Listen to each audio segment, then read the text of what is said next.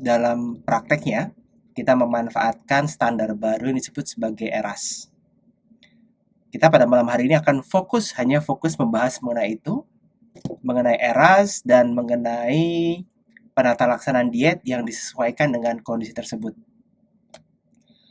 Mungkin di beberapa tempat di Indonesia sebagian sudah mulai mengaplikasikan. Nanti kita akan di bagian akhir membahas juga mengenai bagaimana aplikasi ERAS ini di Indonesia.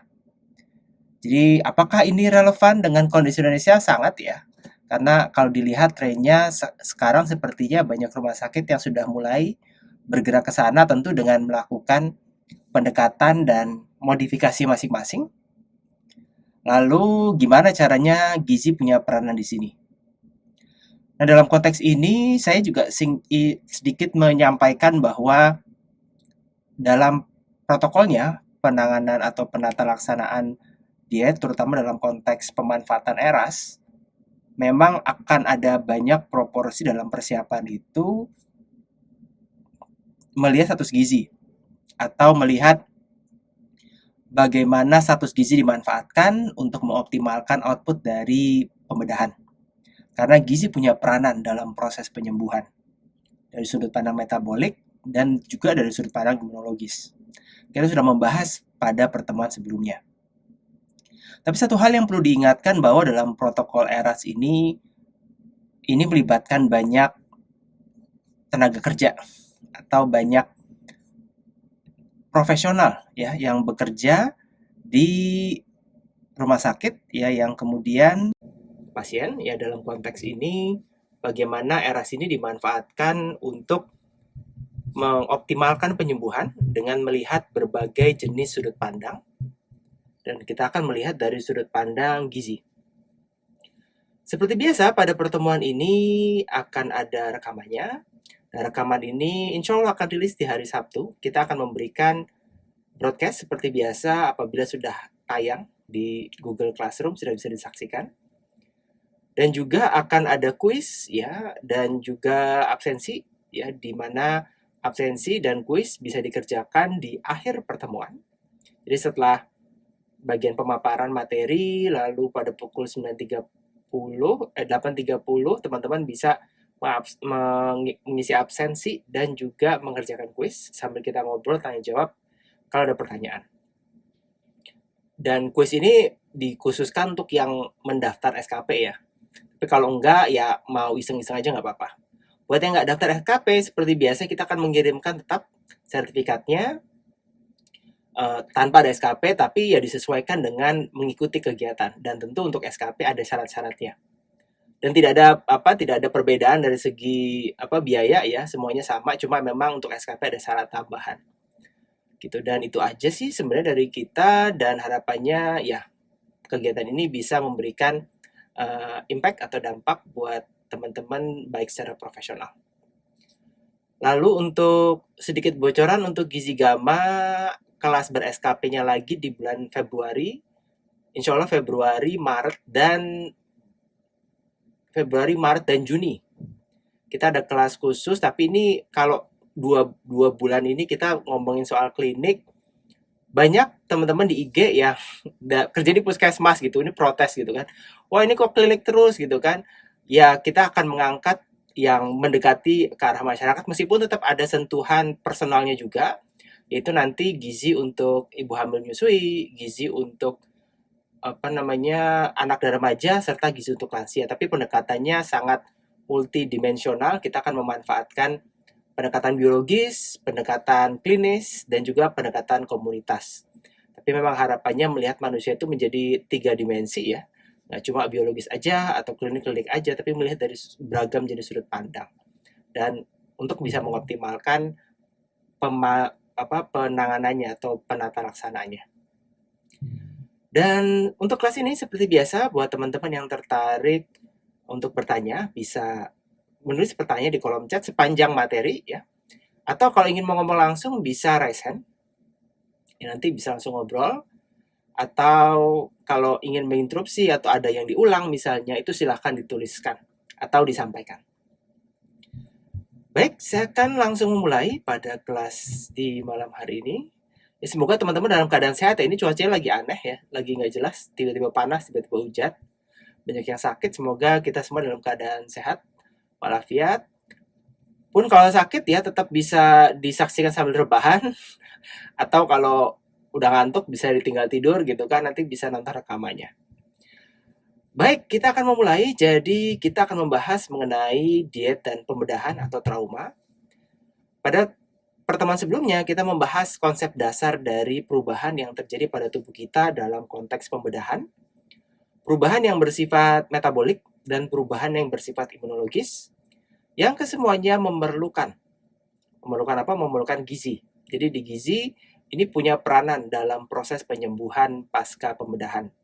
Dan pembedahan itu bisa macam-macam ya, bisa nanti berhubungan dengan kanker, bisa memperbaiki atau melakukan restrukturisasi misalnya, ada pembedahan yang sifatnya dia bariatrik misalnya. Jadi ada macam-macam pembedahan, dan dalam konteks ini gimana diet bisa berperan di sini.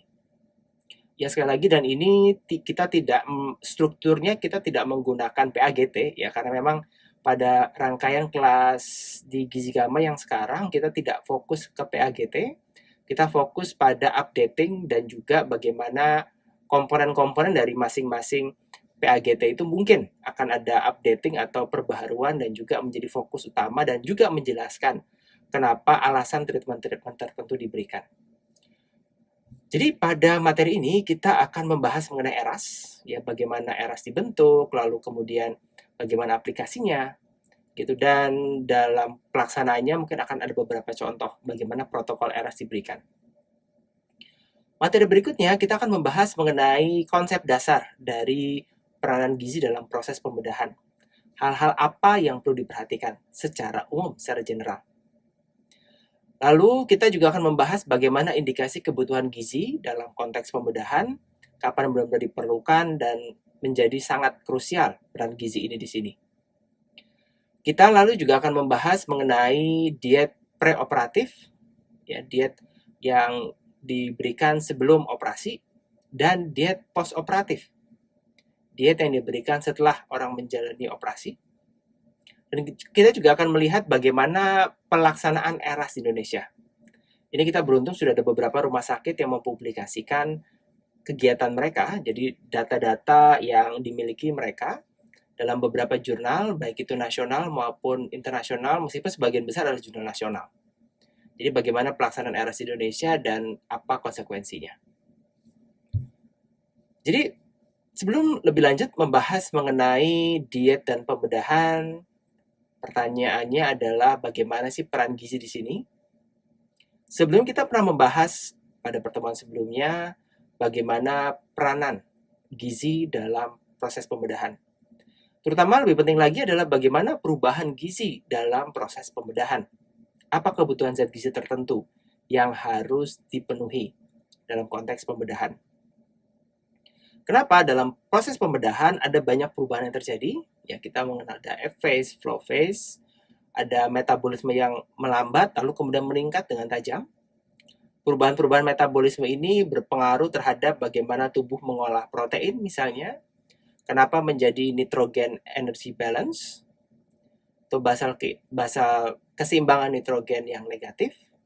Lalu juga kenapa ada hypermetabolism, lalu bagaimana mengolah karbohidrat, kenapa ada resistensi insulin pada proses pembedahan, lalu kenapa ada peningkatan lipolisis dalam konteks pembedahan, lalu bagaimana menavigasi perubahan-perubahan ini. Ternyata ada peningkatan kortisol misalnya, atau perubahan-perubahan yang terjadi dalam tubuh pasien dalam konteks pembedahan. Dan akhirnya kita kemudian akan melihat bahwa konsekuensi dari pembedahan ini adalah adanya perubahan pada beragam jaringan otot, dan beberapa jaringan lain. Ini kemudian mengharuskan kita untuk meneliti lebih lanjut, untuk melihat lebih lanjut apa yang bisa kita lakukan untuk membantu pasien sembuh lebih cepat dengan lebih baik. Sebagian materi ini akan menggunakan panduan dari ESPEN seperti biasa. Kita menggunakan International Guideline yang dirilis di tahun 2021. Jadi ini adalah update-nya, ya, clinical update-nya berbasis data yang ada ya di masyarakat, kita cukup beruntung bahwa ada konsorsium yang dengan baik hati mengupdate untuk kita. Mereka melakukan asesmen terhadap beragam ratusan penelitian yang dilakukan dalam setiap bidangnya. Lalu dari hasil temuan-temuan penelitian tersebut dibuatlah sebuah rekomendasi dan kita tinggal menggunakannya, memanfaatkannya. Meskipun demikian juga kita perlu aware atau berhati-hati bahwa karena ini sifatnya multidisciplinary, kita perlu memastikan bahwa tim lain juga melihat apa yang kita lakukan dengan standar yang kita gunakan ini memang sesuai atau tidak. Itu dari Indonesia. Sebenarnya pertanyaan berikutnya adalah bagaimana dengan guideline yang kita gunakan? Apakah sesuai atau tidak? Dan ketika menggunakan guideline, kita perlu bertanya dasarnya apa. Jadi ini menjadi kunci dari rangkaian kelas interaktif di 2 bulan ini, bahwa kita mengharapkan pemberian dari update yang dilakukan ini basisnya adalah sebuah meta-analisis, basisnya adalah hasil studi riset yang dilakukan dari beragam ratus riset untuk menghasilkan sebuah rekomendasi. Jadi nggak cuma satu penelitian dicoplok terus kemudian dianggap bahwa ini menjadi fakta gitu. Karena untuk bisa mendapatkan sebuah rekomendasi, perlu rangkaian penelitian yang harapannya dari data-data yang ada itu mengerucut pada hal yang sama.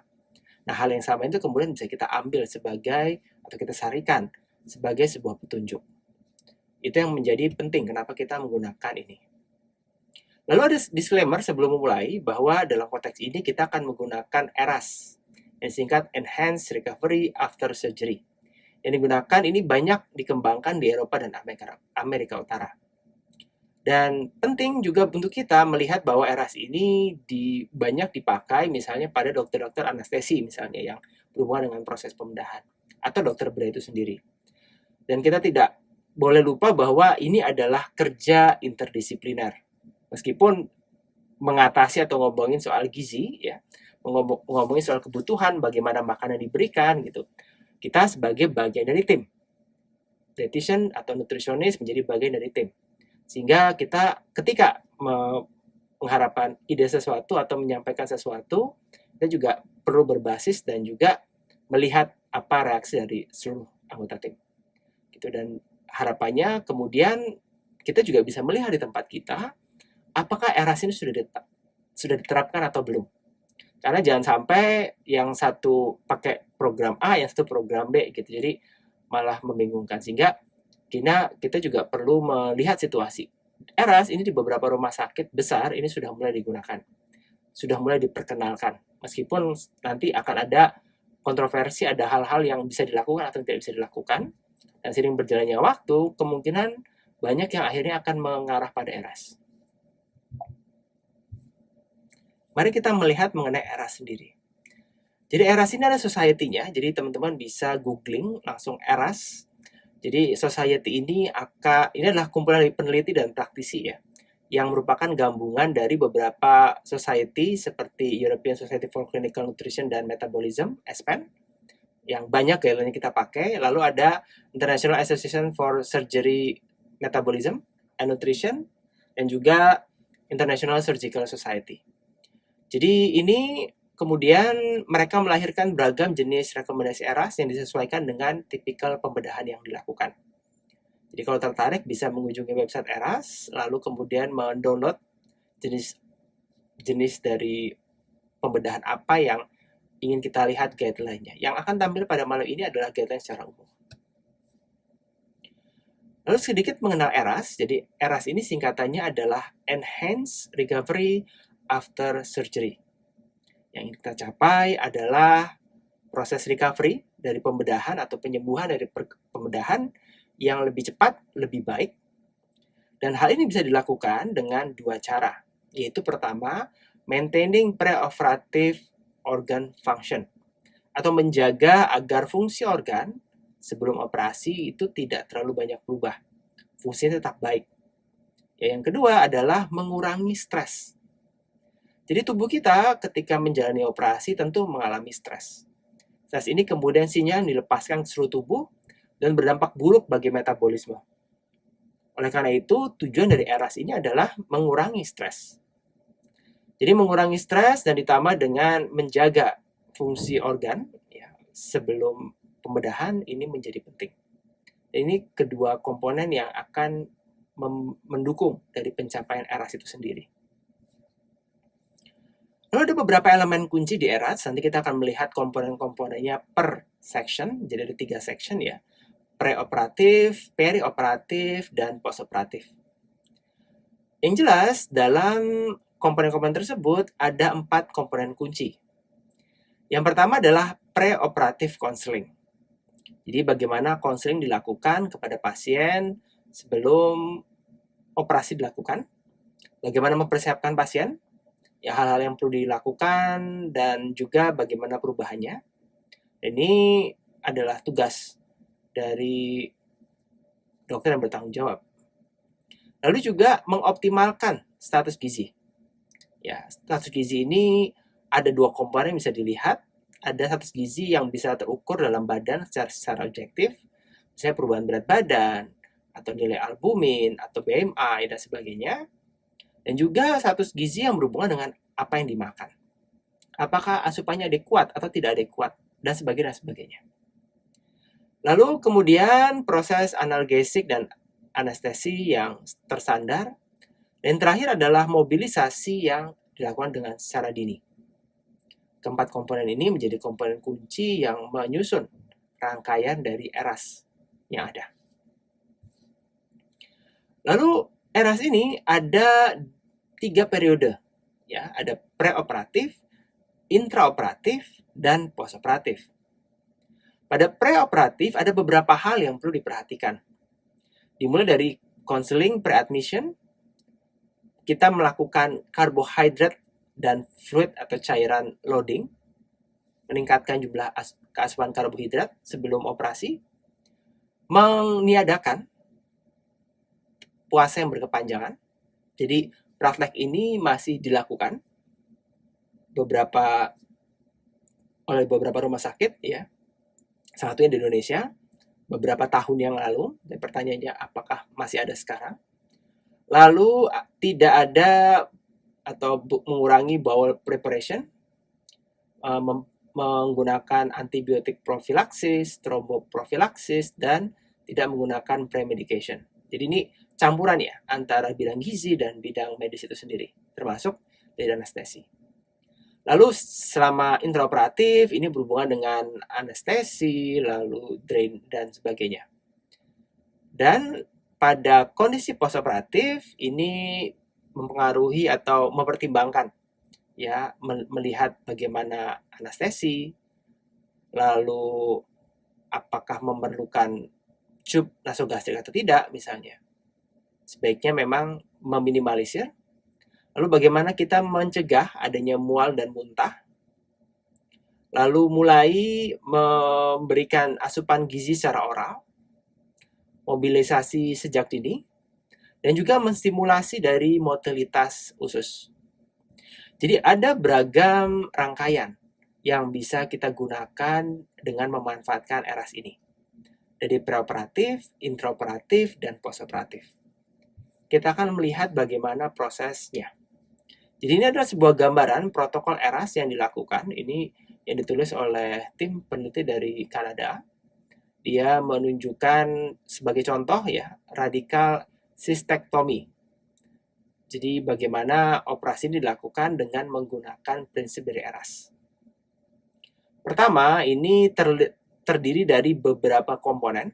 Ya, komponen berdasarkan hari yang ada hari sebelum operasi, hari saat operasi, hari setelah operasi, lalu beberapa hari setelahnya hingga pasien pulang. Ini adalah konteks bedah elektif. Jadi memang bedah elektif ini yang kita bisa menggunakan ERAS. Karena protokolnya memang udah persiapan dari awal. Beda nanti kalau misalnya operasinya sifatnya emergency. Ya, nyiapinnya juga susah. Nah, ini yang dilakukan pada operasi elektif sebelum dan saat pembedahan. Pada hari sebelum pembedahan, pasien makan sarapan normal, dia masuk rumah sakit, tidak ada pembatasan cairan, pasien ini di-refer ke dietitian. Jadi ini adalah sebuah protokol yang dibuat untuk dokter sepertinya. Jadi ini di-refer ke dietitian, nanti dietitian akan memberikan beberapa asesmen, lalu juga memberikan beberapa instruksi yang berhubungan dengan persiapan dari proses pembedahan, lalu juga mengakses beberapa kondisi sosial dan melihat bagaimana proses pengaruhnya. Lalu berikutnya di hari pasien menjalani operasi, ya, pasien mengkonsumsi minuman mengandung karbohidrat, jadi clear carbohydrate drinks, nanti kita akan melihat isinya apa, selama atau maksimal 2 jam sebelum pembedahan. Lalu kemudian stop. Nanti ada alasannya kenapa maksimal dia masih bisa minum tapi maksimal 2 jam sebelum pembedahan. Lalu memberikan analgesi, epidural dan sebagainya.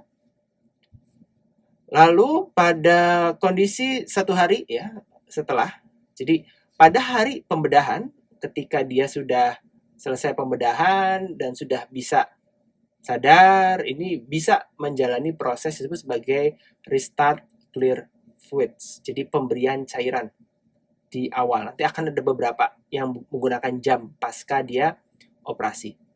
Tapi yang jelas dimulai dengan dia cair dulu.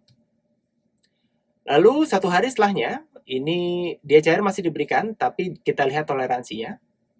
Itu terus berapa hal ya, kayak misalnya remove drain dan sebagainya. Pada hari kedua, ini baru mulai light diet. Jadi mungkin diberikan makan dengan bentuk makanan yang lunak. Lalu kemudian ditingkatkan seiring dengan kemampuan dalam menerima makanan. Lalu kemudian dimulai dari hari ketiga dan keempat, ini konsistensinya kalau bisa sama atau bisa meningkat sesuai dengan toleransinya. Di hari kelima, ini sudah mulai lagi menjalani asesmen dari dietitian. Jadi dietitian datang di hari ke-1, di hari sebelum operasi. Lalu di hari kelima dia datang lagi untuk melakukan pengecekan gitu dalam 5 hari ini bagaimana asupan makannya, lalu bagaimana bowel activity-nya, lalu memerlukan ONS atau tidak, atau memerlukan enteral atau tidak. Lalu kemudian ketika tidak ada bowel, nanti apa yang harus dilakukan. Jadi dalam kurun waktu 5 hari, 1-5 hari ini kemudian menjadi bagian penting untuk melihat apakah asupannya sesuai, apakah adekuat atau tidak, bagaimana responnya dan sebagainya. Hingga akhirnya pasien persiapan untuk pulang. Jadi itu contoh, nanti kita akan secara detail membahas bagaimana alur-alurnya dan contoh-contohnya dalam penggunaan ERAS ini. Dan kenapa gizi perioperatif ini punya peranan penting? Pertama, karena resiko mortalitasnya ini bisa meningkat ketika pasien mengalami kekurangan gizi. Jadi ini menjadi komponen kunci sebenarnya dalam mempersiapkan pasien untuk menjalani operasi. Karena kalau status gizinya buruk dan tetap dipaksakan dilakukan, maka akan ada resiko komplikasi, bahkan mortalitas. Jadi memiliki status gizi yang baik ini menjadi bagian penting dari keberhasilan proses pembedahan. Oleh karena itu, apabila pasien memiliki status gizi yang kurang, nanti akan ada chart atau parameternya yang disebut sebagai high risk. Apa yang bisa kita lakukan adalah memperbaiki status gizi.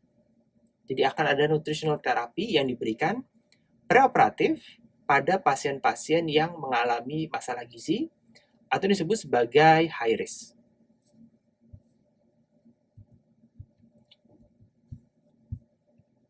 Lalu, untuk persiapan dari proses pembedahan, hal yang menjadi kunci juga, yang menjadi bagian penting di sini adalah carboloading.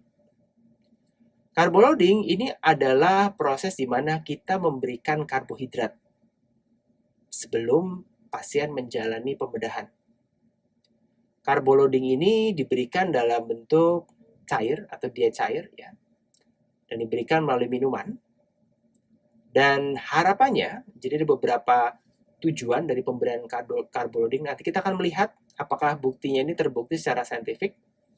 Pertama, carboloading ini membantu tubuh untuk mengurangi resistensi insulin pasca operasi. Kenapa? Karena proses pembedahan sendiri meningkatkan resistensi insulin. Nah, salah satunya terjadi akibat stres. Nah, ketika carbo loading diberikan, maka carbo loading ini bisa meminimalisir stres yang terjadi, stres secara metabolik. Carbo loading ini juga membantu tubuh untuk menjaga kestabilan dari nitrogen dan protein otot, sehingga carbo loading ini diharapkan mampu mengurangi kehilangan nitrogen dan protein. Artinya meminimalisir dari negatif nitrogen balance yang bisa berdampak pada massa otot yang berkurang. Jadi ini hal penting yang perlu dilihat mengenai carbo loading. Dia tidak hanya menyediakan karbohidrat, tetapi juga dia menjaga agar tubuh tidak banyak menggerogoti asam amino sebagai sumber energi. Sehingga kemudian membuat negatif nitrogen balance menjadi lebih parah. Oleh karena itu, dengan adanya carbo loading, kita mengurangi resiko negatif nitrogen balance. Dan yang penting juga adalah carbo loading ini bisa mengurangi rasa haus, rasa lapar, dan cemas sebelum operasi. Banyak orang yang menjalani puasa, apalagi yang dari malam hari, padahal pembedahannya di pagi hari atau misalnya pembedahannya di siang hari begitu. Jadi overnight fasting yang berkepanjangan puasanya ini mengalami kecemasan, tidak hanya lapar, dia cemas dan haus juga. Ini kemudian bisa menyebabkan masalah ketika seseorang menjalani ini lalu masuk ke operasi. Jadi dengan adanya carbo loading kita berusaha untuk meminimalisir hal-hal ini. Dan menariknya juga adalah bahwa carbo loading ini bisa mempercepat pengembalian bowel movement. Dan ini sudah didukung oleh bukti-bukti empiris. Studi-studi yang dilakukan di rumah sakit dengan cara memeriksa bowel movement dan flatus pada pasien menjalani operasi dibandingkan antara yang mendapatkan carbo loading dan yang tidak. Hasilnya carbo loading ini membantu mengembalikan bowel movement lebih cepat. Dan karena bowel movement lebih cepat bergeraknya, lalu kemudian flatus juga lebih cepat gitu. Length of stay-nya juga akhirnya berkurang. Dia well-being-nya meningkat dan bisa segera pulih pasca operasi. Dan ini yang ingin dicapai dari ERAS ini. Mempercepat proses pemulihan pasca operasi. Dan ini yang kemudian menjadi bagian penting dari proses pemberian. Satunya adalah carbo loading. Contohnya kayak apa sih carbo loading ini? Ini studi yang dilakukan di Brazil. Dalam studi ini mereka membuat eksperimen. Eksperimen ini pasien diminta untuk menjalani carbo loading dengan pemberian preoperatif sebanyak 2 jam sebelum pembedahan yang berisikan ada maltodextrin dan glutamin. Ini dia memberikan pada pasien ya, ada 2 periode, 8 jam dan 2 jam sebelum operasi. Nah, 2 jam sebelum operasi ini dengan volume sekitar 200 ml. Ada yang berisi karbohidrat aja, yang itu ada CHO, ya, ada isinya cuma 25 gram maltodextrin. Ada yang campuran dari glutamin dan maltodextrin. Jadi gulanya itu dalam bentuk maltodextrin. Ini kemudian glutamin ini diberikan sebanyak 10 gram dan ditambah maltodextrin 25 gram. Tapi ini sekali lagi ini adalah bentuk produk yang tersedia di pasar dan kadang-kadang campurannya banyak ya. Saat ini banyak studi yang masih jalan yang berusaha untuk mengoptimalkan carbo loading itu bentuknya kayak apa. Karena kan kita mau ngasih karbohidrat kan, dan bentuk karbo itu kan bisa beda-beda ya. Ada maltodextrin, nanti mungkin ada beragam jenis bentuk glukosa atau karbohidrat sederhana yang lain misalnya gitu. Intinya sih sebenarnya ngasih karbohidrat. Dan dalam konteks ini, yang contoh yang dipakai adalah 25 gram maltodextrin untuk 200 ml. Ini contoh ya yang sudah dilakukan. Dan dibentuknya dalam bentuk jernih. Dan sekali lagi jumlah dan ininya masih macam-macam ya. Ini hasilnya. Jadi efek dari carbo loading yang dilakukan oleh si Nascimento ini. Ya, ini kemudian menjadi salah satu acuan dari beragam jenis klinisi yang ada untuk menjadi dasar bisa nggak kita memberikan karbohidrat 2 jam sebelum operasi dengan bentuk cair. Di sini yang terlihat yang diukur oleh si peneliti ada macam-macam, ada glukosa, insulin, HOMA-IR, laktat, pirufat, kortisol, dan sebagainya. Ada beberapa yang terlihat. Mari kita lihat satu-satu dulu. Pertama adalah resistensi insulin. Apakah ngaruh? Jadi ini pada kelompok kontrol, dilihat ya, HOMA-IR ini menunjukkan derajat resistensi insulin. Semakin tinggi, itu semakin tinggi resistensinya. Artinya, semakin efek dari insulin itu semakin berkurang, sensitivitasnya semakin berkurang dengan meningkatnya nilai. Karena itu HOMA-IR itu melambangkan resistensi insulin. Jadi tingkat resistensinya semakin tinggi, maka semakin resisten si tubuh kita terhadap insulin. Dan dalam konteks ini, pada kontrol dia yang tidak mendapatkan protokol tersebut, dia naik HOMA-IR-nya. Sedangkan yang mendapatkan karbohidrat dia malah turun. Ya. Jadi pemberian maltodextrin 25 gram ya per 200 ini bisa menurunkan HOMA-IR. Ini signifikan. Jadi dia lebih baik dibandingkan dengan grup yang lain.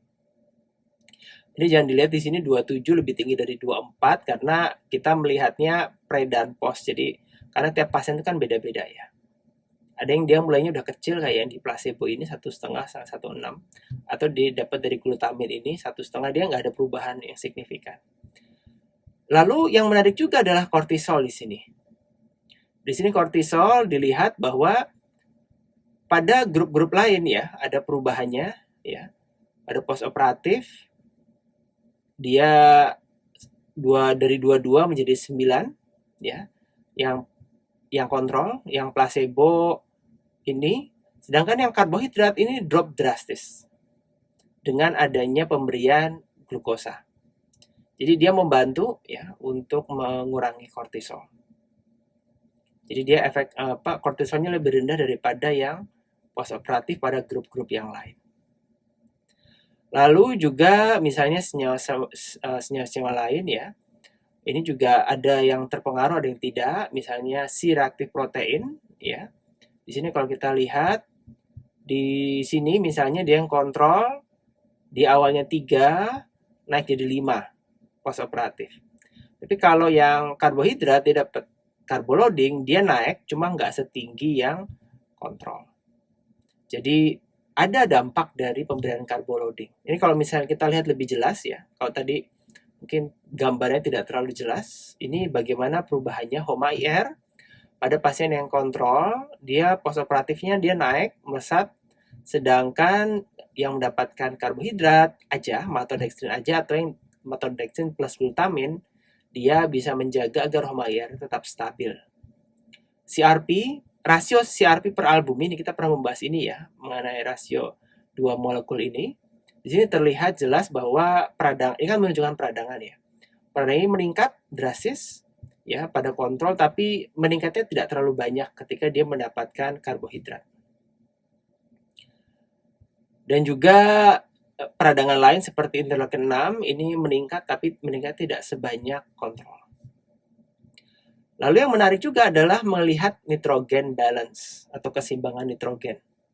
Ya, jadi ini data bahwa pada pasien yang menjalani diet karbohidrat aja, dia memang nitrogen balance-nya kan semuanya negatif ya, karena kan memang konteksnya negatif energy balance. Cuma yang bagus itu kalau kita bertujuan untuk mengurangi nitrogen balance, maka mengurangi negatif nitrogen balance maksudnya, kita kemudian bisa menambahkan glutamin di sini. Karena di sini glutamin memberikan efek yang terlihat dalam menurunkan negatif balance. Mengurangi penurunan dari mengurangi negatif nitrogen balance. Lalu kortisol ya di sini ya, preoperatif ya dia tadi seperti data tadi ya ini tidak terlalu jelas perbedaannya. Lalu bagaimana dengan length of stay? Ini untuk length of stay ini sudah ada data meta-analisisnya yang dipublikasikan oleh tim peneliti dari Cochrane Library. Ini buat teman-teman yang belum familiar, Cochrane adalah semacam semacam lembaga yang memang banyak melakukan meta-analisis dalam konteks klinik. Dia membantu klinisi mengambil keputusan dengan cara mengumpulkan data-data hasil penelitian, baik itu observasional maupun eksperimental, yang harapannya luarannya bisa membantu rekomendasi. Nah, salah satunya adalah pertanyaan mengenai apakah preoperatif karbohidrat treatment ini bisa meningkatkan recovery pada elective surgery. Dan mereka mengumpulkan riset dari beberapa tahun sebelumnya. Dalam penelitian ini, pertanyaan terbesar adalah apakah length of stay atau lama rawat inap ini mengalami perubahan kalau pasien menjalani carboloading. Hasilnya terlihat kalau kita melihat datanya angka atau dari gambar. Bahwa secara angka sebagian besar ini mengalami perbedaan yang negatif ya. Pada karbohidrat yang mendapatkan karbohidrat ini jumlahnya secara umum lebih rendah daripada yang tidak mendapatkan karbohidrat loading. Dan ini diuji secara statistik dan dilihat overall efeknya memang signifikan. Artinya apa? Artinya memang sudah terbukti. Diet atau persiapan pembedahan dengan pemberian carboloading dapat menurunkan length of stay atau lama rawat inap. Lalu mari kita membahas bagaimana zat gizi punya peranan terhadap surgery. Ada beberapa hal yang perlu kita pertimbangkan. Hal pertama adalah apakah fasting atau puasa sebelum operasi ini penting. Awalnya pendapatnya seperti ini, ketika pasien menjalani operasi tapi dia habis makan, makanan tersebut bisa berdampak buruk. Kenapa? Karena ada anestesi ya, dan karena ada anestesi kita memiliki sebuah penjaga ya antara tenggorokan dan kerongkongan, antara saluran pernafasan dan saluran makan. Dimana kalau ada bahan makanan yang tertinggal di sini, dia karena sekali lagi ya, ketika orang menjalani bius kan refleksnya nggak optimal, sehingga dari makanan itu bisa pindah ke saluran pernafasan. Ini yang tidak kita harapkan karena dampaknya bisa menyebabkan masalah aspirasi. Jadi masuknya bahan asing seperti makanan ke dalam saluran pernafasan itu tidak diharapkan. Tapi pertanyaannya adalah apakah orang disuruh puasa 12 jam ini memang terbukti jelas mampu mencegah ini? Apakah diperlukan? Apakah perlu sampai 12 jam? Karena kita mempertimbangkan tadi efek metabolik dan juga efek dari makan terhadap komplikasi ya, seperti salah satu contohnya adalah aspirasi. Jadi bagaimana mendapatkan nilai tengah yang oke, di mana pasien ketika menjalani operasi dia tidak mengalami aspirasi, tapi juga dia nggak stres secara metabolik gitu.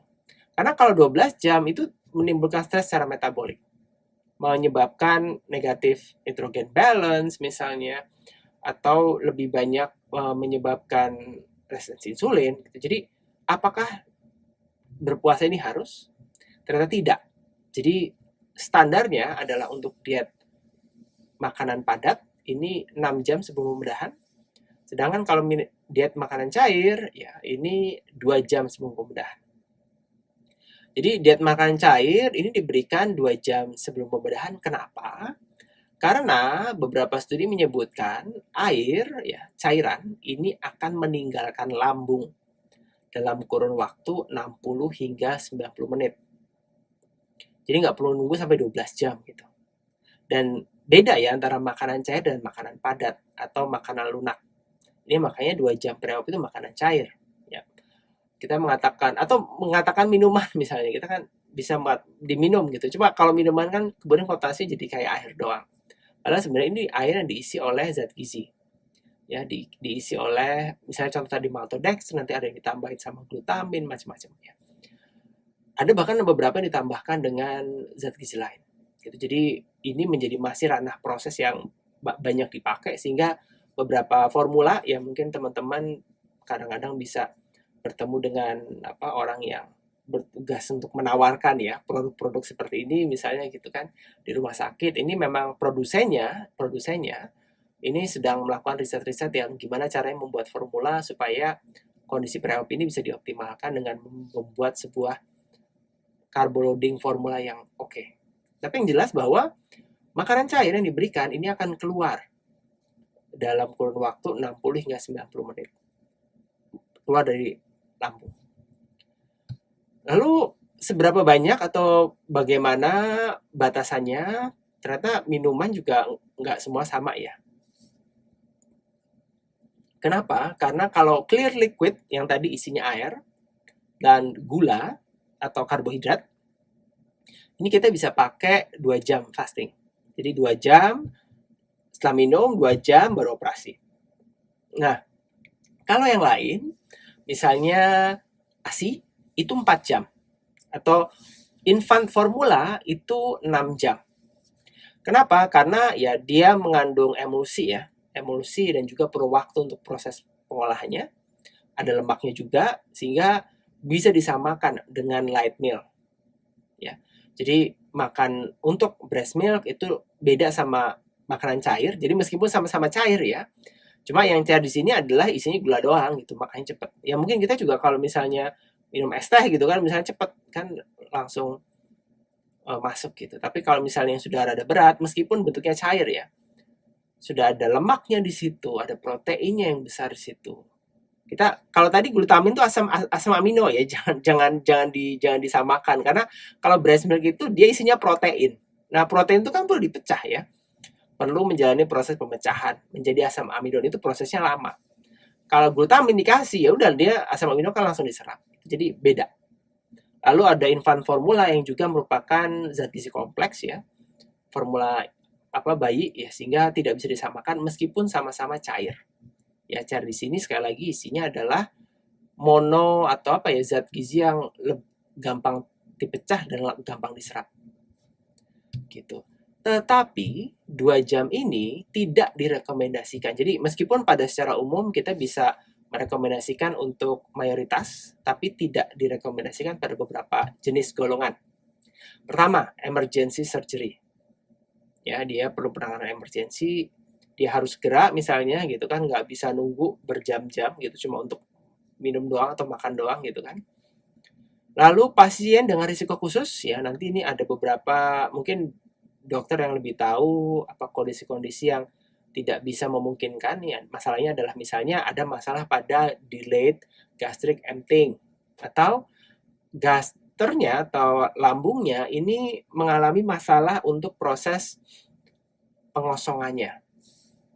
Ya, dengan beragam jenis variasi penyakit yang berhubungan dengan masalah pengosongan lambung, tapi ketika ada gangguan atau perlambatan dalam pengosongan lambung, ini tidak direkomendasikan untuk menjalani 2 jam carbo loading pre-op.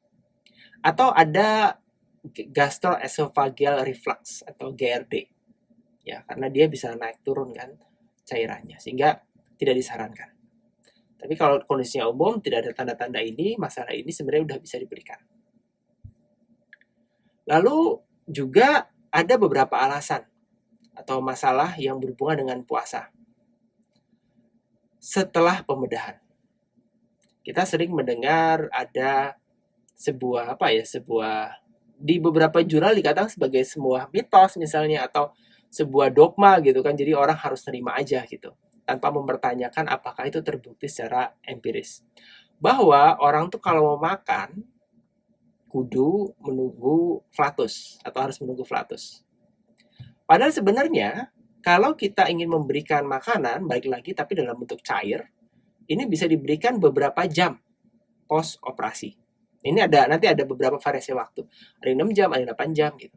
Tapi yang jelas ada nggak harus nunggu flatus karena flatus itu muncul ya bisa berjam-jam gitu. Bahkan nggak mesti langsung muncul. Dan tidak ada bukti bahwa pemberian makanan cair ya, ini dapat menimbulkan komplikasi apabila diberikan sebelum menunggu flatus. Tapi tentu bentuk makanan yang diberikan ini perlu disesuaikan pada kondisi pasien. Disesuaikan dengan daya terima. Kita perlu memulai dari cair dulu. Jadi kemudian dengan sering berjalannya waktu, konsistensi bisa ditingkatkan sesuai dengan daya terima.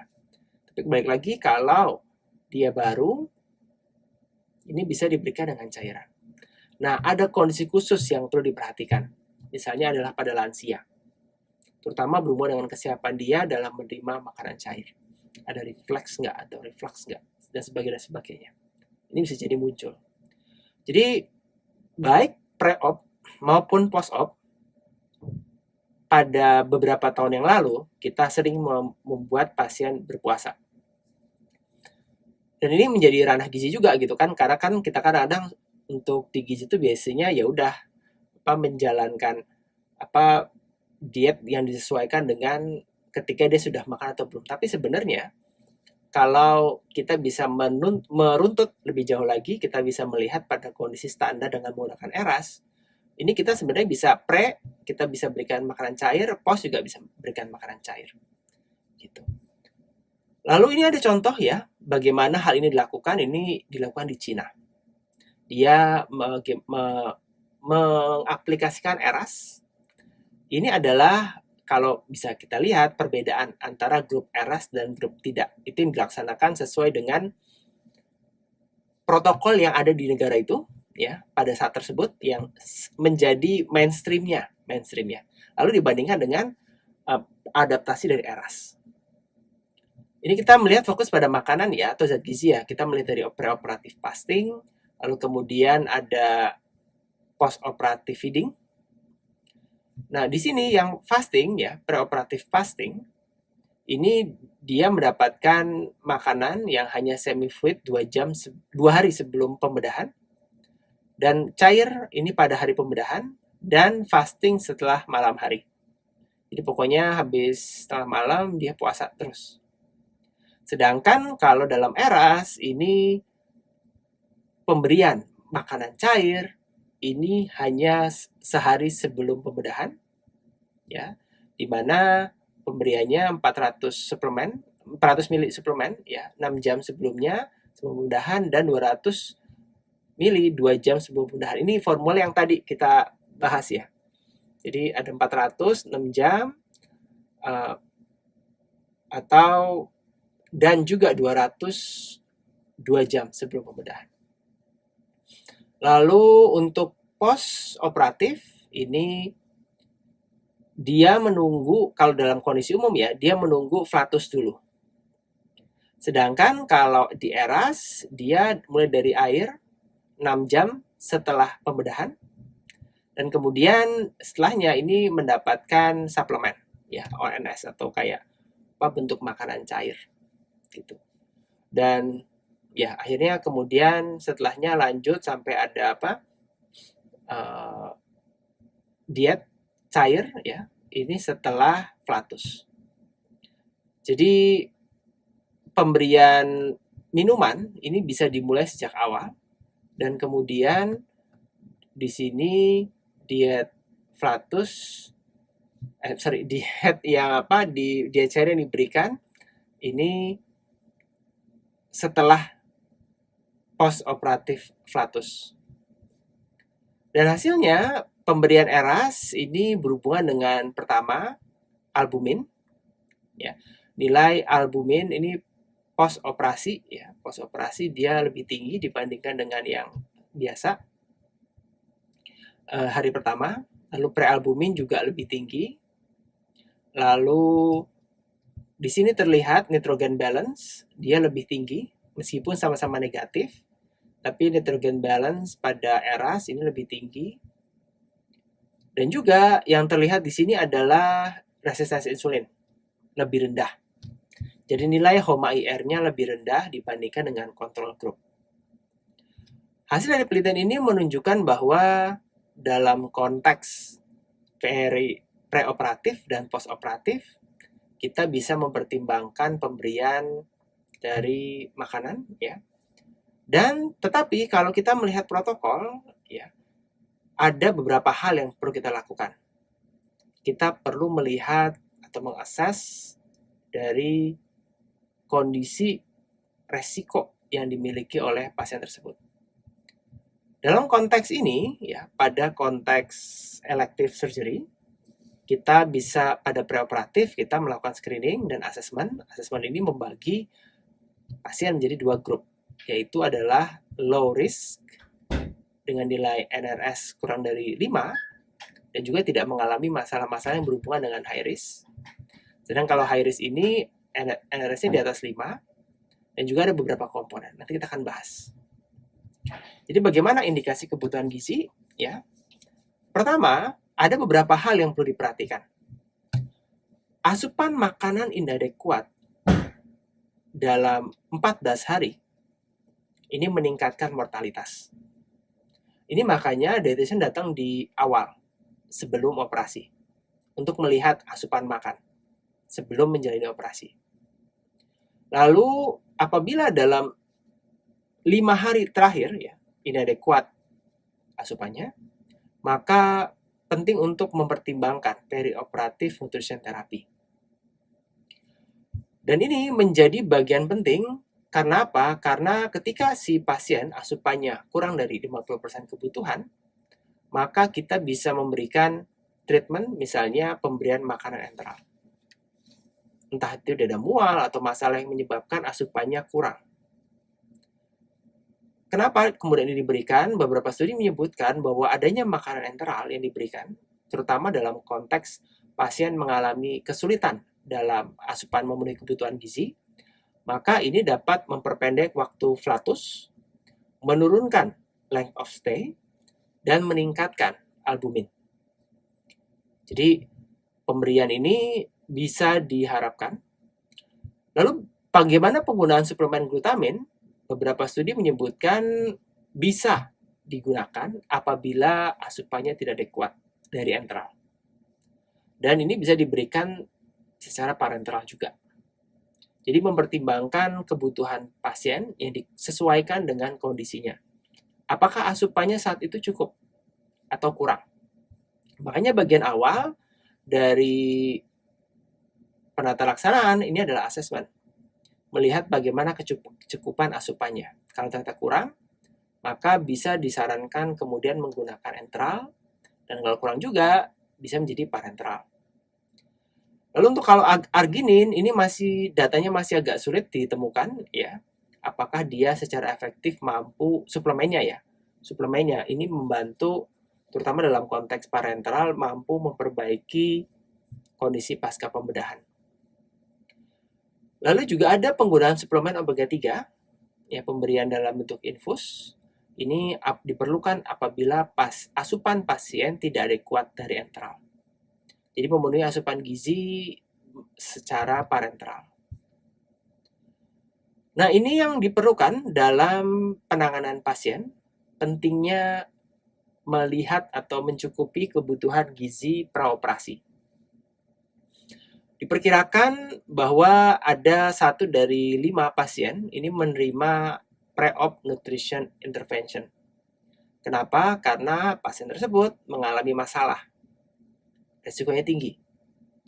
Dan diperkirakan 2 dari 3 pasien, ini terutama yang menjalani pembedahan gastro, ini malnutrisi.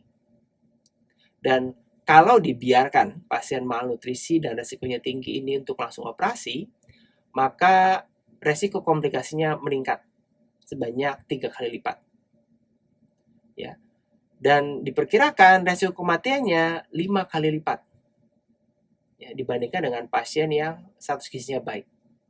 Jadi oleh karena itu, memastikan status gizi baik sebelum operasi ini menjadi begitu penting. Dan kalau kita melihat sampai sampai penata laksanaan dan harganya ya, misalnya harga harus dibayar gitu kan, diperkirakan dari $1 yang digunakan untuk nutrition therapy ini bisa mengurangi sampai $50 biaya rumah sakit, $52 biaya rumah sakit. Tapi sekali lagi ya, baliknya banyak dilakukan di Amerika Utara. Mungkin kalau perhitungan biaya di Indonesia bakal beda gitu. Tapi yang jelas bahwa menginvestasikan status gizi pasien yang baik sebelum operasi ini menjadi bagian penting. Karena ketika asupannya kurang atau status gizinya kurang, maka resiko untuk mengalami komplikasi menjadi begitu tinggi. Lalu apa yang bisa kita lakukan untuk melihat apakah pasien yang menjalani operasi ini resiko tinggi.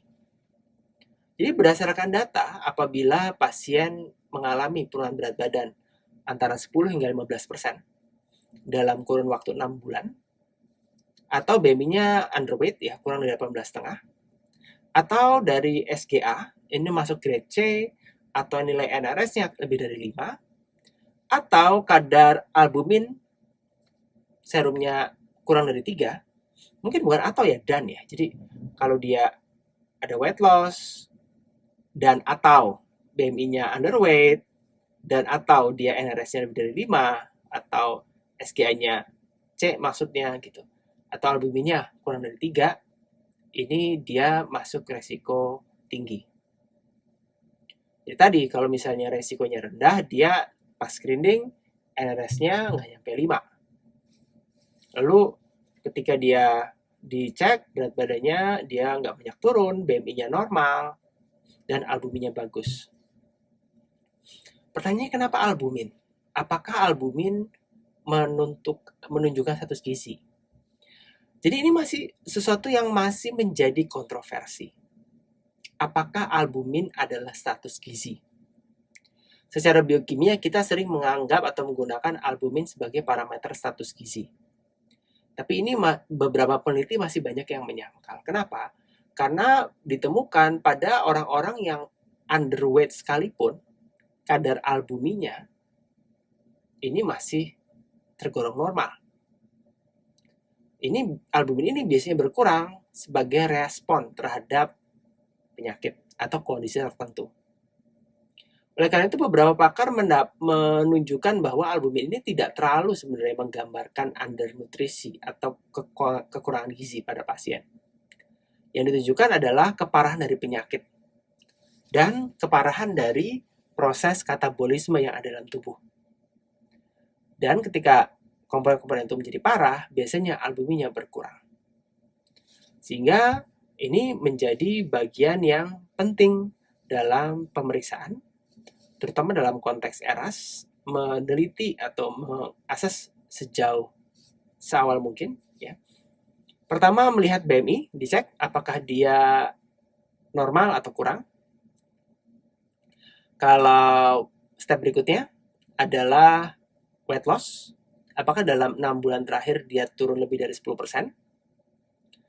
Dan kalau dia dalam beberapa hari sebelumnya, terutama dalam 1 minggu, ini asupannya kurang dari 50%. Kalau semuanya jawabannya yes, atau hanya salah satu dari jawabannya yes, ditambah dilihat nilai albuminnya, ternyata kurang dari 3 gram per desiliter. Maka pasien tersebut perlu diminta untuk menjalani pre-op nutrition intervention oleh dietitian. Dan dari sini kemudian harapannya status gizinya meningkat dan kemudian pasien siap akhirnya menjalani operasi. Ini tentu pada jenis operasi yang sifatnya elektif. Jadi apa yang harus dilakukan? Ini kalau kita melihat nutrition care pathway-nya ini sudah dibuat dengan baik oleh tim dari Perioperative Quality Initiative Working Group. Alurnya pasien ketika sudah dapat jadwal pembedahan, dilakukan asesmen. Asesmen ini terdiri dari asesmen antropometri, dilihat berat badannya, BMI-nya, dilihat riwayat perubahan berat badan, dan asesmen pola makan. Apakah 3 komponen tersebut menunjukkan adanya resiko? Dan juga dicek albuminnya. Kalau ternyata dia negatif semua, ya 3 komponen tadi negatif dan albuminnya di atas 3, maka dia termasuk low nutrition risk. Dan ya udah kalau dia low nutrition risk, dia ready untuk surgery. Dan kemudian dia menjalani pembedahan. Tapi kalau ternyata dari asesmen 3 ya, berat badan, riwayat perubahan berat badan, BMI, riwayat perubahan berat badan, dan riwayat diet, ini ada yang positif, lihat albuminnya kurang dari 3, maka dia masuk high nutrition risk. Nah, high nutrition risk pasien tersebut akan dilempar ke dietitian, lalu kemudian akan menjalani intervensi ya. Jadi ada beberapa, apakah dia harus dilakukan di rumah misalnya. Lalu kemudian dilihat nanti kesanggupannya, dia apakah bisa ONS saja cukup, atau dia pakai enteral, atau bahkan sampai total parenteral misalnya, atau parenteral misalnya. Jadi tergantung pada kondisi pasien, dia akan siap di level yang mana. Lalu kemudian dilihat dengan telehealth, dilihat progresnya pada beberapa minggu ya, dicek ketika sudah siap, di feedback lagi ya, dilihat lagi sekitar 1 bulanan, ketika sudah siap ready for surgery, baru kemudian dia mengalami pengecekan. Lalu kemudian ketika berat badan sudah siap, sudah stabil, albuminnya juga naik atau meningkat, lalu kemudian dia menjalani pembedahan. Jadi sekali lagi ini di pathway yang dibuat untuk pasien dengan pembedahan elektif. Dia punya banyak waktu untuk mempersiapkan diri. Karena jangan sampai ketika sudah mau operasi, status gizinya malah berkurang. Jadi ada POCI ya, ini membuat 6 rules di bidang persiapan status gizi ya, untuk pembedahan. Pertama adalah selalu screening ya, pre-op dan post-op. Protein lebih penting daripada kalori, yang mempersiapkan protein. Lalu stop feeding pada kondisi late pre-op, dan start early post-op. Lalu oral nutrition supplement, jadi dipersiapkan apabila ada kekurangan. Oral before enteral, before parenteral, jadi dicek dulu oralnya, kalau inadequat baru enteral, kalau inadequat baru parenteral. Dan ini adalah team game ya, karena melibatkan banyak komponen dan profesional. Lalu kapan ONS diperlukan? Pada kondisi preoperasi, ONS itu adalah oral nutrition supplement. Pertama, apabila memungkinkan jalur oralnya masih baik ya, maka ini diutamakan. Dan ketika diakses, asupan makan biasanya ini tidak memenuhi kebutuhan, baru ditambahkan ONS. Dan biasanya ONS ini diberikan di sela-sela waktu makan atau bersama dengan waktu makan, kalau misalnya asupannya kurang banget di saat waktu makan. Formulanya apa? Yang dipakai adalah standar fully balanced, non-disease specific. Jadi kan formula itu ada macam-macam ya, ada yang dipakai untuk diabetes, ada yang buat ginjal, ada yang buat hepar misalnya gitu, ada macam-macam. Nah, kita pakai yang balance aja, yang komposisi protein, lemaknya, karbohidratnya standar. Lalu kapan ONS diperlukan preoperasi? Pada pasien-pasien kanker, semua kalau bisa, yang kurang gizi, high risk pasien dengan pembedahan abdominal, atau lansia dengan sarkopedia. Ini memerlukan ONS. Lalu apakah perlu menambahkan atau memberikan omega 3 atau arginin gitu? Beberapa menyebutkan bisa diberikan 5-10 hari sebelum operasi untuk mempersiapkan kebutuhannya. Jadi ini ya bagian dari persiapan preoperatif surgical patients. Sebelum pembedahan, kita screening NRS, assessment. Ya, kita lihat nilai NRS-nya, lalu kita lihat tadi komponennya, yaitu weight loss, BMI, albumin. Ya. Lalu ketika dia low risk, no risk, dia biasa ya, oral nutrition terapi biasa sampai proses pembedahan. Lalu kemudian energinya sesuai dengan kebutuhan, sesuai dengan asupan. Maka sebelum pembedahan ya paling dikasih minuman berkarbohidrat atau carbo loading. Lalu kalau dia high risk, dia NRS-nya di atas 5 tadi, atau SGA-nya dia C, atau dia weight loss ya di atas 10% dalam 6 bulan misalnya, postpone. Postpone-nya berapa lama? Sekitar 1-2 minggu. Setiap minggu tadi dicek ya. Setiap minggu dicek udah naik belum beratnya, asupannya naik apa enggak ya, albuminnya naik. Lalu albuminnya jangan bingung ya, kalau di sini dia pakai gram per desiliter. Kalau yang tiga itu gram per liter. Jadi intinya albuminnya kurang dari 3. Ini kalau dia kurang dari komponen ini ya, masuk high risk, maka dia ditunda menjalani nutritional therapy dulu sampai dia bisa masuk resikonya membaik. Tadi ada beberapa parameter ya, misalnya relatif meningkat albuminnya gitu, atau berat badannya ada perubahan gitu misalnya, atau asupannya meningkat. Dan kalau dia ternyata makannya juga susah, kita bisa mempertimbangkan ONS atau enteral atau parenteral. Ya, ini nutrition therapy sampai energinya sesuai dengan kebutuhan.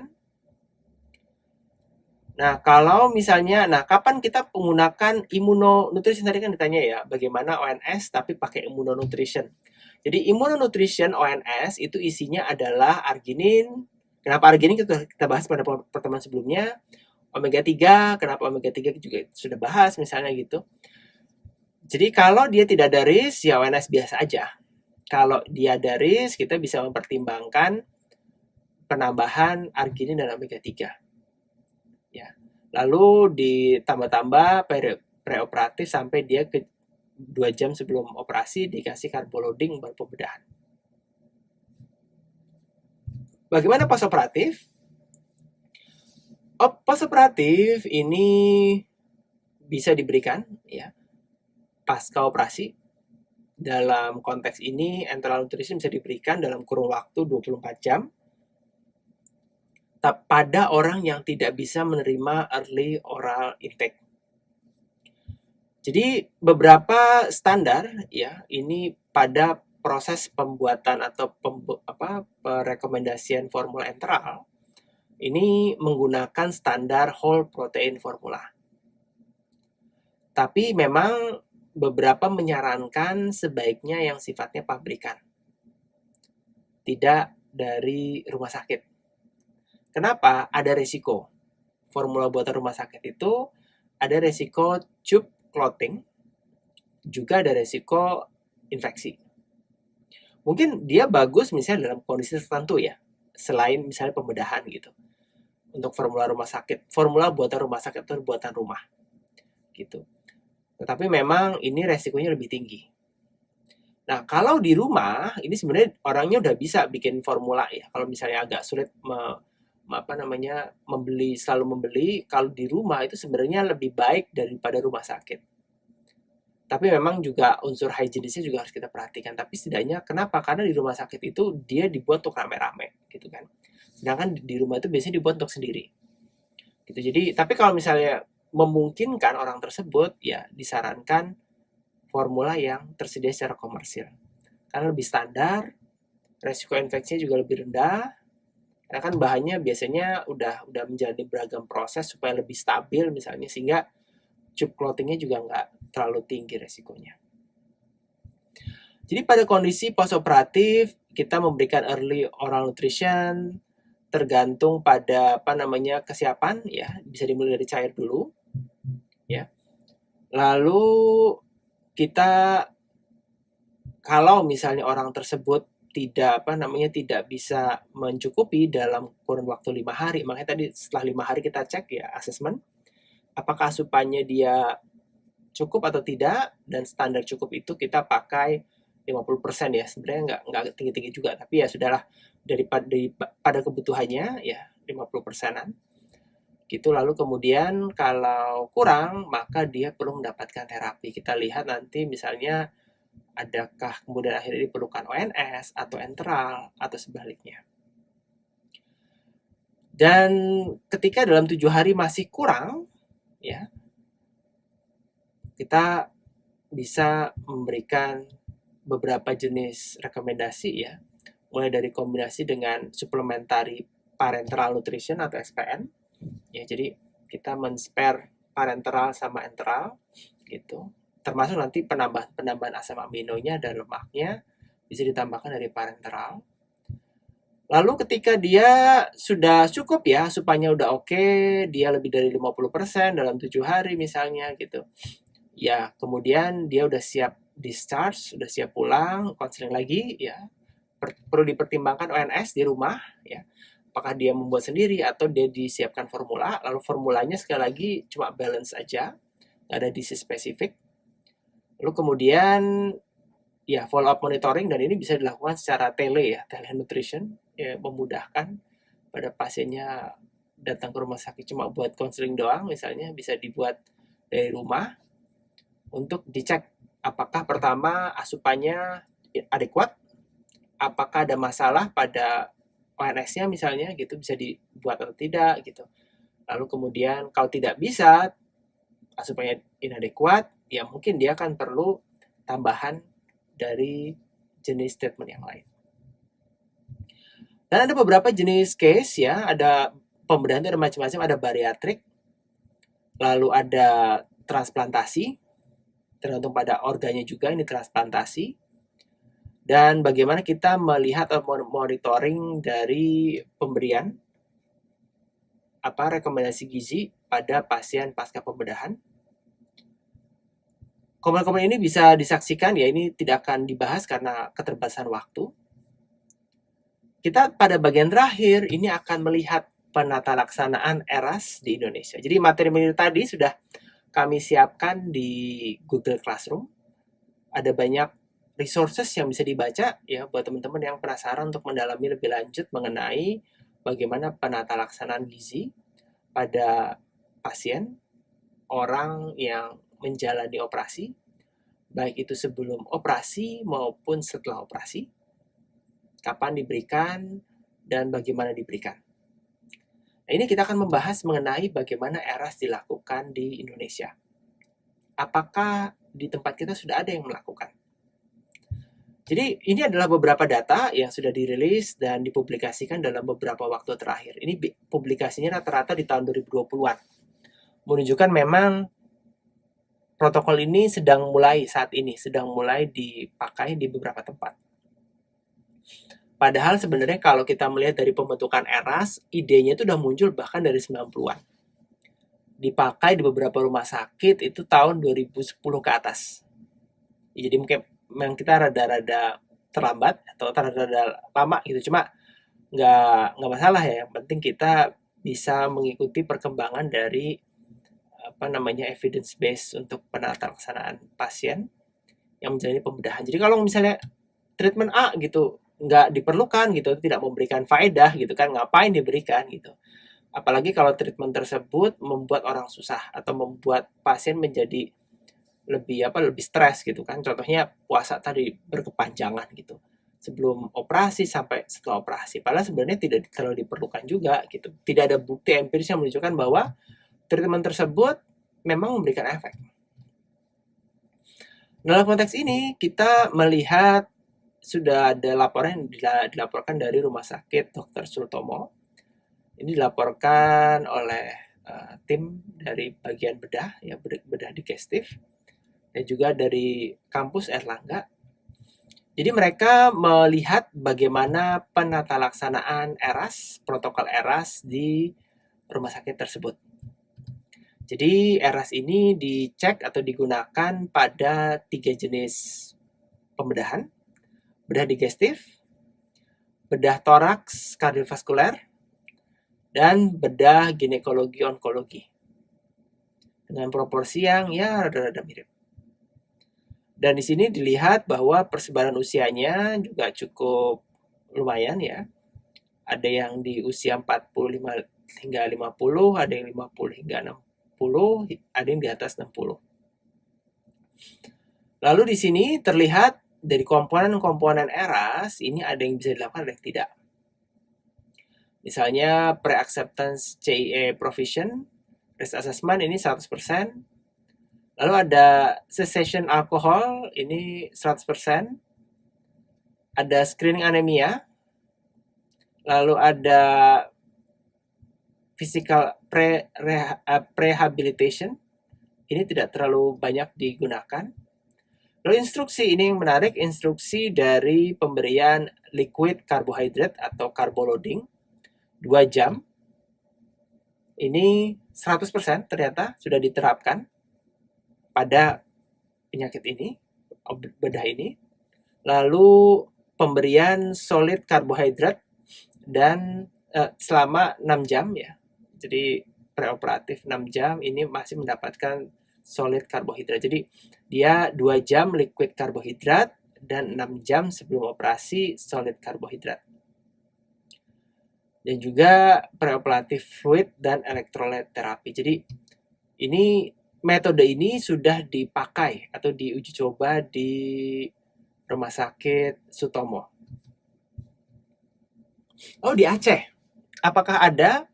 Jadi ada ya, studi ini dilakukan di Banda Aceh tahun 2019 dan dipublikasikan di tahun 2021 baru aja. Dia membandingkan penggunaan ERAS terhadap loss atau length of stay pasien yang menjalani pembedahan.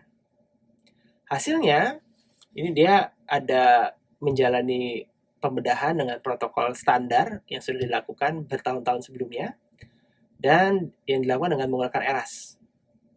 Hasilnya adalah bahwa length of stay yang menjalani pembedahan dengan menggunakan protokol ERAS, ini length of stay-nya lebih rendah, ya 6,2 dibandingkan dengan yang tidak menggunakan protokol ERAS. Ini rata-ratanya 10,8 hari. Jadi menunjukkan bahwa ya biaya pengobatan juga berkurang gitu karena dia bisa pulang dengan lebih cepat. Jadi terbukti di Indonesia sendiri sudah terbukti. Lalu ini dilakukan di Rumah Sakit Cipto Mangunkusumo di Jakarta. Penggunaan ERAS ini apakah berhubungan dengan length of stay sama? Dan ternyata iya.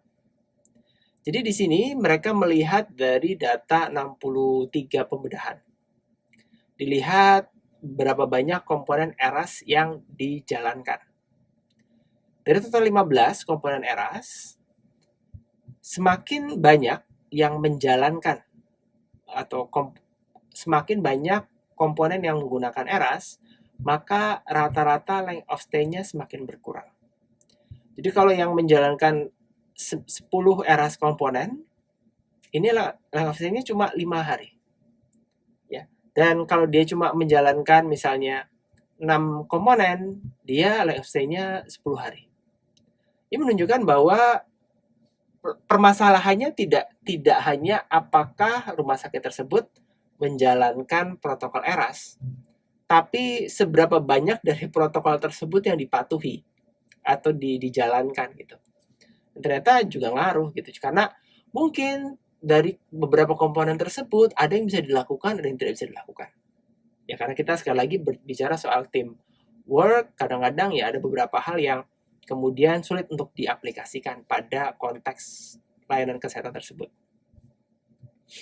Dan di sini hal apa yang sulit dilakukan?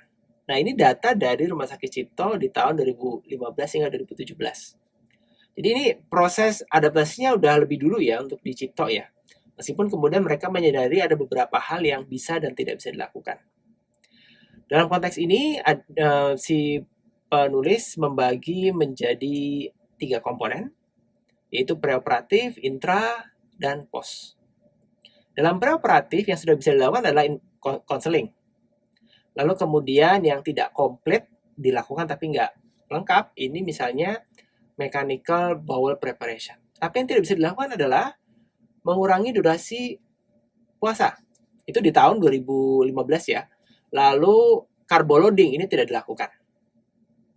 Dan kalau postoperatifnya, ini yang sudah dilakukan fluid management. Jadi early enteral feeding ini sudah diberikan tapi tidak komplit. Tidak komplit itu mungkin tidak semua pasien atau tidak sesuai dengan standarnya, tapi tetap berusaha dilakukan. Ini menunjukkan bahwa setiap rumah sakit itu punya dinamika sendiri ya. Ada yang bisa dilakukan dengan baik, ada yang tidak bisa dilakukan, dan pada komponen tersebut. Dan data dari misalnya yang dilakukan oleh Sutomo misalnya gitu, untuk preoperatif carboloading itu sudah bisa dilakukan. Tapi ini data tahun yang rada-rada baru ya. Itu dibandingkan dengan data yang ada di RSCM. Lalu di Sarjito ya di UGM ya, ini studi yang dilakukan di Institut Urological Institute, UGM Urological Institute, mereka mengembangkan disebut sebagai modified ERAS. Jadi ERAS yang ada dimodifikasi ya. Apa yang dimodifikasi? Pertama adalah fasting. Fasting 6 jam sebelum puasa. 6 jam sebelum pembedahan. Tapi fasting yang di sini modifikasi itu adalah yang carbo loading-nya. Kenapa? Karena carbo loading ini dipakai, yang digunakan adalah 4 jam sebelum pembedahan. Tapi mereka menggunakan glukos 400 mg. Wow, lumayan ya, 400 mg. Sedangkan kalau yang di tempat lain, itu tadi ya, kita melihat di beberapa negara, itu 200 ml dengan jumlah maltodextrin 25 mg. Ini glukosnya sampai 400 mg 4 jam sebelum pembedahan. Tidak ada bowel preparation. Lalu untuk makan ya, dia sudah memberikan diet cair 12 jam setelah pembedahan.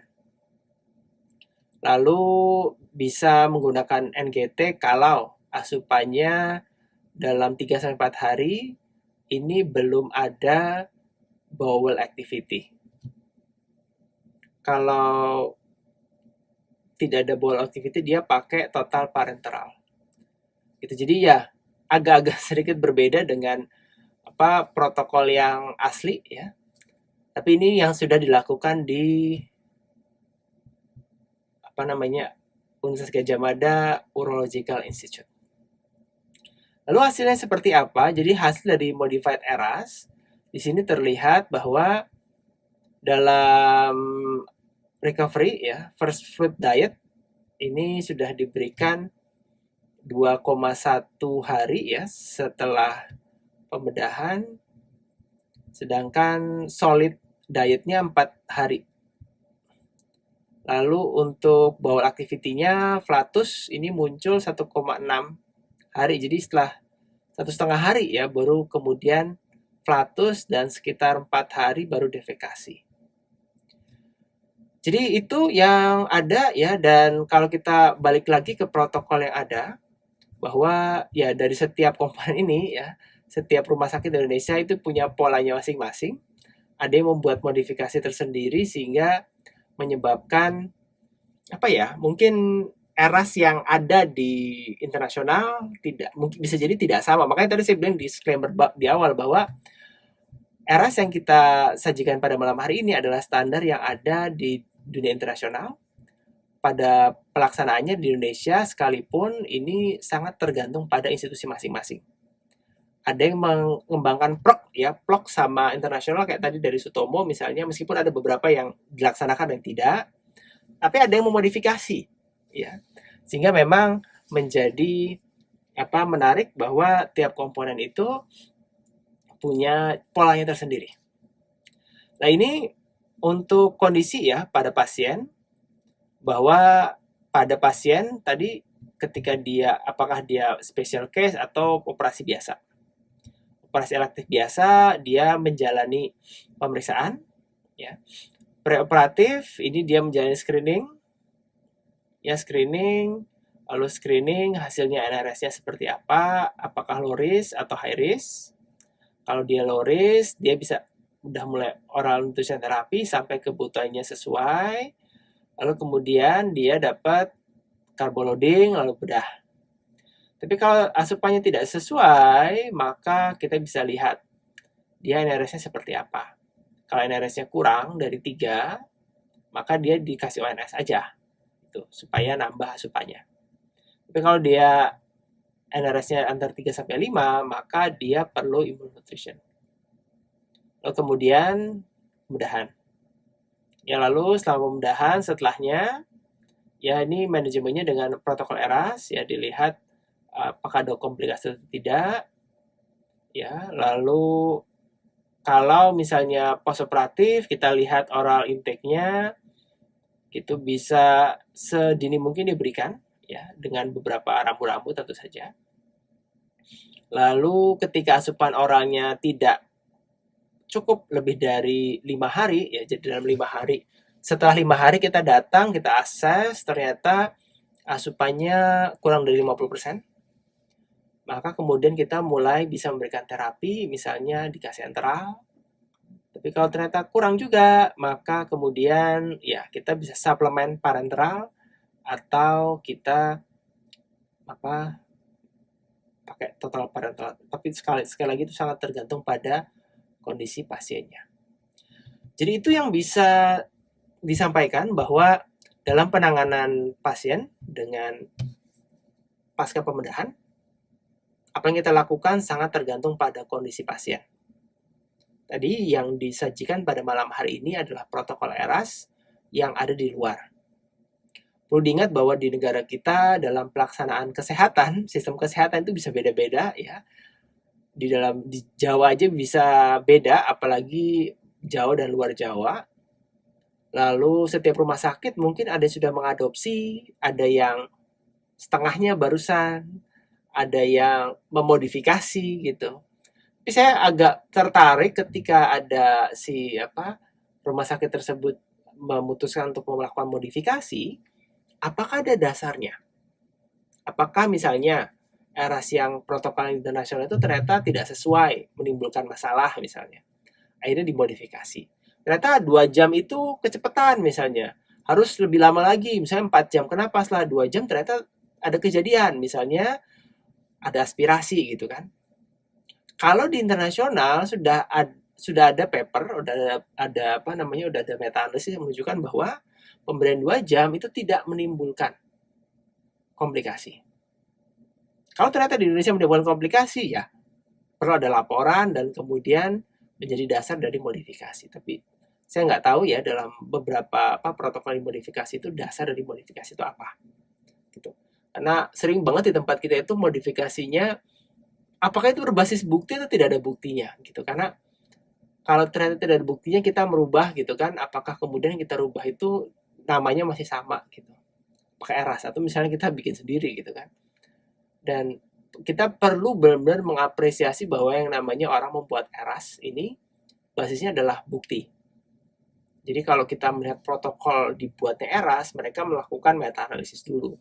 Mereka melakukan studi yang melihat beragam jenis standar treatment dan ternyata menemukan bahwa beberapa hal yang menjadi standar prosedur yang ada sekarang ini tidak relevan karena tidak didukung oleh bukti.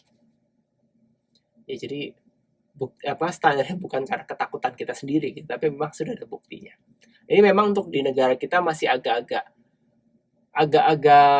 perlu waktu ya untuk bisa mengedepankan pelayanan kesehatan yang berbasis bukti. Karena banyak yang pada pelaksanaannya kita berbasis opini ya atau sifatnya prediksi gitu. Belum untuk mengutamakan data gitu kan itu agak sulit gitu. Tapi akan ada arah ke sana ya, ada beberapa rumah sakit yang sudah mulai memanfaatkan meskipun ada hal-hal yang tidak dijalankan misalnya, ada hal yang dijalankan tapi tidak lengkap gitu. Tapi yang jelas sudah ada arah ke sana. Itu dari saya, semoga materi ini bermanfaat dan kita akan masuk ke sesi tanya jawab, tapi sebelum kita akan break sekitar 5 menit ya untuk teman-teman bisa absensi dan mengikuti kuis.